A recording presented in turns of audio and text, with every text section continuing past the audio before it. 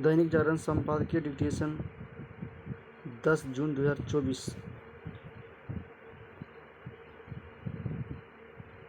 Dictation 5 second में शुरू होगा। Ready start. प्रधानमंत्री नरेंद्र मोदी के नेतृत्व में राष्ट्रीय जनतांत्रिक गठबंधन यानी राजग की सरकार ने कमान संभाल ली है।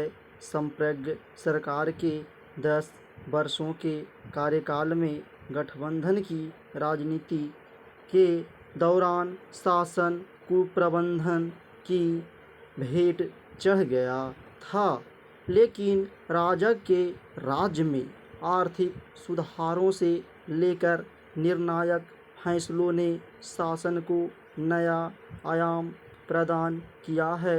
उसे मिला बहुमत भी इसकी स्वीकृति है। ऐसे में राजग के नए कार्यकाल से भी यही अपेक्षाएं हैं कि सुधारों का सिलसिला पूर्व की भांति रफ्तार पकड़ेगा। श्रम और भूमि अधिग्रहण जैसे क्षेत्र अभी भी सुधारों की प्रतीक्षा में है, जो निवेश को लुभाने और अनुकूल कारोबारी परिवेश निर्मित करने के लिए अत्यंत आवश्यक है।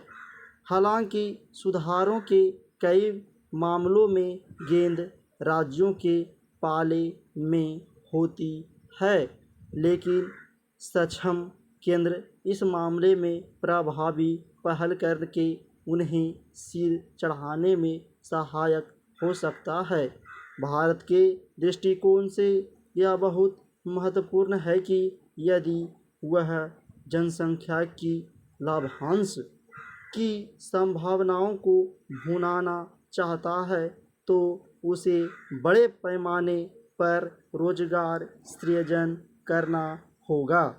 इसके लिए शिक्षा एवं कौशल विकास पर ध्यान केंद्रित करने के साथ ही बुनियादी ढांचे को उन्नत बनाना बहुत आवश्यक होगा।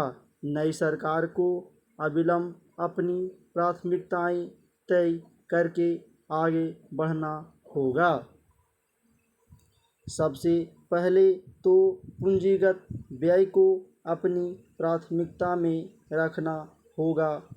यह राजस्व व्यय की तुलना में आर्थिक वृद्धि को ज़्यादा गति देना है।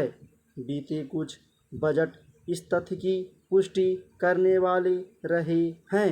इसलिए रेलवे, राष्ट्रीय राजमार्ग, बंदरगाह और जल मार्ग जैसे बुनियादी ढांचे में निवेश का दायरा और बढ़ाया जाना चाहिए। ये क्षेत्र संविधान की 7वीं अनुसूची में संघ सूची के विषय हैं। इनमें न केवल आर्थिक गतिविधियां रफ्तार पकड़ती है, बल्कि दीर्घकालिक विकास लक्ष्य भी सुनिश्चित होते हैं। इसमें उन परियोजनाओं को वरीयता देनी होगी जिन्हें केंद्र सरकार सीधे लागू करने की स्थिति में हो। राज्य सरकारों के साथ बेहतर समन्वय भी बनाना होगा, जिनके चलते अक्सर परियोजनाएं लटक जाती है। जनसांख्यिकीय लाभांश की व्यापक संभावनाओं को भुनाने के लिए नई सरकार को स्कूली शिक्षा में सुधार को मूर्त रूप देना चाहिए। पिछले कार्यकाल में सरकार राष्ट्रीय शिक्षा नीति लाई थी। यह सरकार राज्य को वह नीति जल्द से जल्द लागू करने के लिए प्रेरित करे। साथ ही यह भी ध्यान रखा जाए कि केवल स्कूली शिक्षा ही पर्याप्त नहीं, बल्कि उसकी गुणवत्ता भी उतनी ही महत्वपूर्ण है।